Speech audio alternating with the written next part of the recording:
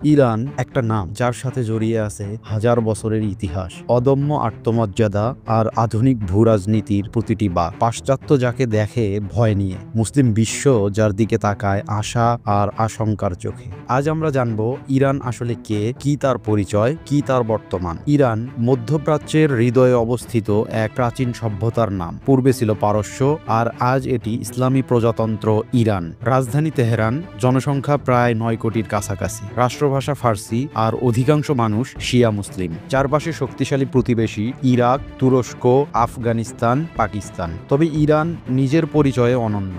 ইরানের ইতিহাস শুরু হয় হাজার বছর আগেই। সাইরাস দ্য গ্রেট, দারায়ুস ও জারাক্সেসের পারস্য সাম্রাজ্য গোটা দুনিয়ায় একসময় আধিপত্য বিস্তার করেছিল। ইসলামের আগমনের পর পারস্যে ইসলামী সভ্যতার আলো ছড়িয়ে পড়ে। এদেশের মানুষ শিয়া ইসলামকে গ্রহণ করে, আর এটাই হয়ে ওঠে তাদের আত্মপরিচয়ের অংশ। ১৯৭৯ সালের ইসলামী বিপ্লব ছিল সেই ইতিহাসের মোড় ঘোরানোর ঘটনা, যেখানে আয়াতুল্লাহ রুহুল্লাহ খমেইনির নেতৃত্বে শাহ মোহাম্মদ রেজা পাহলবির রাজতন্ত্রকে সরিয়ে গড়ে ওঠে ইসলামী প্রজাতন্ত্র। ইরান বিশ্বের একমাত্র আধুনিক ইসলামী প্রজাতন্ত্র। এখানে সর্বোচ্চ নেতা হন একজন ধর্মীয় scholar. Ayatollah Syed Ali Hosseini Khamenei হচ্ছেন বর্তমান সর্বোচ্চ নেতা। প্রেসিডেন্ট থাকলেও সব সিদ্ধান্তে তার চূড়ান্ত মতের গুরুত্ব অপরিসীম। এই কাঠামো পৃথিবীর অন্য যে কোনো রাষ্ট্রের থেকে আলাদা। এখানে ইসলাম শুধু ধর্ম না, শাসনের চালিকা শক্তিও বটে। ইরান আজ বিশ্ব রাজনীতির অন্যতম বিতর্কিত নাম। পারমাণবিক শক্তি অর্জনের চেষ্টায় যুক্তরাষ্ট্র ও পশ্চিমারা বরাবরই সন্দিহান। ২০১৫ সালে পারমাণবিক চুক্তি হলেও ২০১৮-তে আমেরিকা তা বাতিল করে। তারপর থেকেই আবার উত্তেজনা, নিষেধাজ্ঞা, অর্থনৈতিক চাপ। কিন্তু ইরান নত হয়নি, বরং আরও দৃঢ় হয়েছে, আরও সাবলীল তাদের কূটনীতি।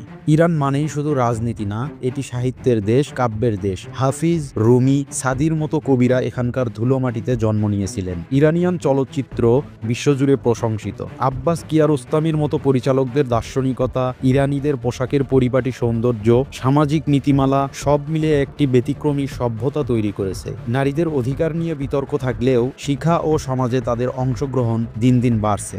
আজকের ইরান উন্নত প্রযুক্তির দিকে ঝুঁকছে। ড্রোন প্রযুক্তি, সাইবার নিরাপত্তা, নিজস্ব সামরিক প্রস্তুতি সবই তাদের আত্মনির্ভরশীলতার প্রমাণ। তবে দেশের ভেতরে কিছু অসন্তোষ রয়েছে, বিশেষ করে নতুন প্রজন্মের মধ্যে। তারা আরও বেশি স্বাধীনতা চায় মত প্রকাশের সুযোগ। এই দ্বন্দ্বই গড়ছে আগামীর ইরান।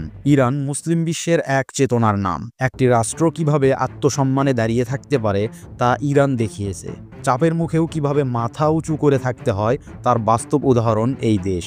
হোক মতের ভিন্নতা, তবু ইরান শেখায় বিশ্বাসে বল, ইতিহাসে গর্ব। ইরান শুধু একটি দেশ না, এটি ইতিহাসের পাতায় লেখা এক প্রতিরোধের নাম। সাহিত্য, বিপ্লব, ত্যাগ, আত্মপরিচয় সব মিলিয়ে এক অদ্ভুত মোহময়তা। তাই প্রশ্ন রয়ে যায়, ইরানকে কি আমরা ঠিকভাবে বুঝতে পেরেছি, নাকি এখনও সে এক রহস্যই রয়ে গেছে?